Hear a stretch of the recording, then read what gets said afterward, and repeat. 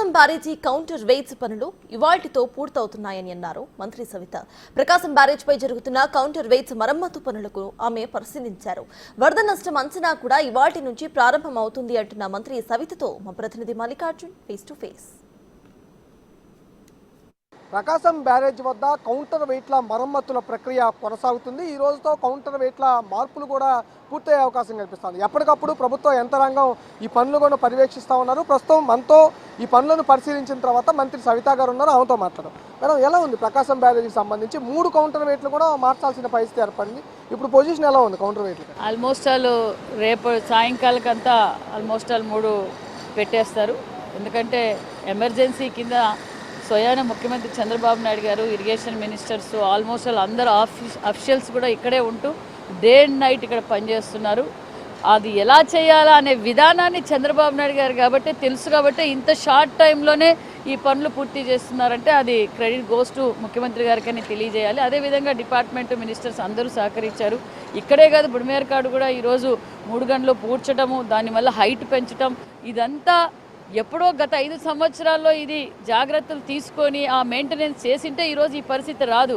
ఒక్క ప్రకాశం బ్యారేజే కాదు, ఎక్కడ చూసినా గత 5 సంవత్సరాలు ఎలాంటి మెయింటెనెన్స్ లేదు కాబట్టే ఈరోజు ఈ వరద ఈ విధంగా తయారైంది. ఒక పక్క అన్నమయ్య డ్యాంలో కూడా ఆ రోజు మెయింటెనెన్స్ లేకపోవడం వల్లే గేటు పోయింది. ఇప్పుడు కూడా మెయింటెనెన్స్ లేదు అంటే జగన్మోహన్ రెడ్డి గారు చేసిన అరాచక పాలన వల్లే ఈరోజు ఈ మ్యాన్మేడ్ డిజాస్టర్ కూడా వచ్చిందనే విషయాన్ని కూడా మేము తెలియజేస్తున్నామండి. బోట్లు కూడా కుట్రకోణం దాగుందని ప్రభుత్వం కూడా ఆరోపిస్తూ ఉంది. విచారణ ఒక పక్క నుంచి సాగుతూ ఉంది. ఆ బోట్లకు సంబంధించి కూడా పార్టీ కలర్స్ ఉన్నాయని కూడా డైరెక్ట్గా మంత్రులు ఆరోపిస్తూ ఉన్నారు. ఏంటి మేడం అసలు ఆ బోట్లు నిజంగానే కుట్రకోణం దాగుందంటారు అసలు? సార్, ఇప్పుడు రాజకీయాలు మాట్లాడాల్సిన అవసరం లేదండి. ఎందుకంటే గతంలో వైసీపీ ప్రభుత్వం ఎలా మైండ్ గేమ్ ఆడిందో మీకు అందరికీ తెలుసు. ఇప్పుడు కూడా దీని గురించి క్లారిటీగా మీడియాలో వస్తూ ఉంది.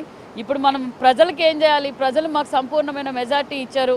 ఇప్పుడు మేము ప్రజల్లోకి వెళ్తూ ఉంటే స్వయాన ప్రజలే ఇది చంద్రబాబు నాయుడు గారు అయితేనే ఈ విపత్తును తట్టుకున్నారు, లేకపోతే కొన్ని వేల కుటుంబాలు వరదలో కొట్టుకుపోయేటివి.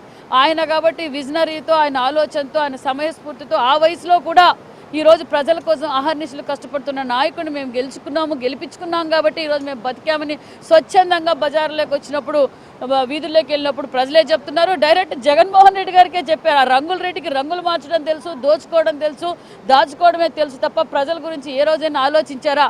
గాల్లో తిరిగేవాడే తప్ప ఎప్పుడన్నా భూమి మీద వచ్చాడా? ఆ రోజు కరోనా సమయం కావచ్చు, వరదలు వచ్చినప్పుడు ఏమాత్రం ప్రజలను పట్టించుకున్నాడు ఆ జగన్మోహన్ రెడ్డి? ఆయనకు మాట్లాడడానికి కూడా నైతిక విలువలు లేవనే విషయం ప్రజలే బుద్ధి చెప్తున్నారండి. ఎట్లా ఉంది మన సహాయక చర్యలు? ఈరోజు 9వ రోజు వరద వచ్చి నిదానంగా క్రమక్రమంగా ఈ వరద అనేది తగ్గుతున్న పరిస్థితి కనిపిస్తుంది. ఎలాంటి సహాయ చర్యలు ఇంకా ముమ్మరంగా కొనసాగిస్తూ ఉన్నారు ప్రభుత్వం?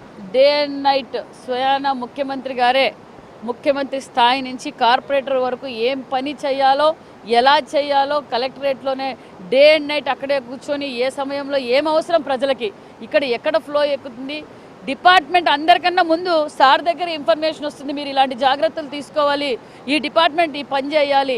డే అండ్ నైట్ మొత్తం అందరం పనిచేస్తున్నాం. అదేవిధంగా ఇంకా వాళ్ళకి కావాల్సిన నిత్యావసర సరుకులు కావచ్చు, ఒక పక్క 7 రోజుల నుంచి ఒక పక్క ఉదయమే పాలు, బిస్కెట్లు, మంచినీళ్ళు ఇస్తూ మళ్ళీ బ్రేక్ఫాస్ట్, మరి లంచ్, మళ్ళీ సాయంకాలం కూడా మళ్ళీ పాలు బిస్కెట్ ఇస్తున్నాం. అదేవిధంగా మంచినీళ్ళు సప్లై చేస్తున్నాం. నైట్ డిన్నర్ అరేంజ్ చేసాం.